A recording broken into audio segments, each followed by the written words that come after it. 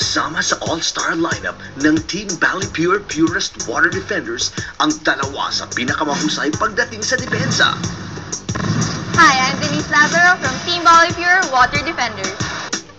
Hi, I'm Elisha Eroa from Team Ballypure Defenders.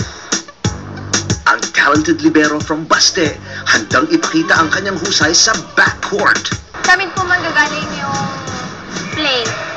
Kaya po sobrang laki po ng role namin. Siya yung nagmamanage ng depensa sa likod. Gagawin ko na lang po lahat ng makakaya ko every game. Ikinatuwa naman ng mga volleyball fans ang pagbabalik sa liga ng back-to-back UAAP champion at Iron Eagle ng Ateneo na si Denden Lazaro. Iba na yung condition ko ngayon as compared nung college. And then I had my 1-year break. Rusty, kumbaga.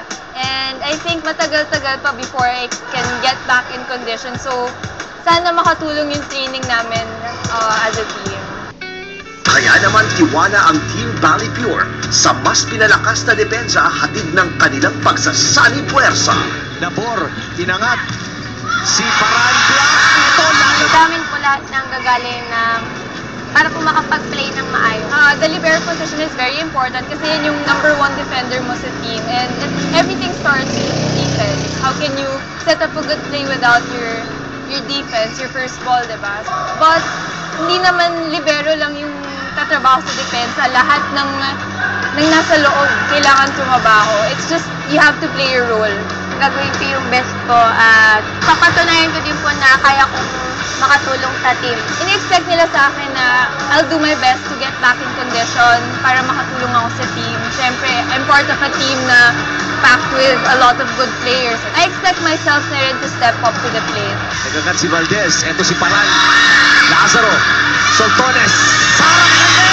Thank you po sa kanila sa patuloy na pagsuporta. We're really lucky na you guys are still there for us, cheering for us, despite us being down. How many points, you're still there to give us that energy, that extra push that we need to get every single point for the game.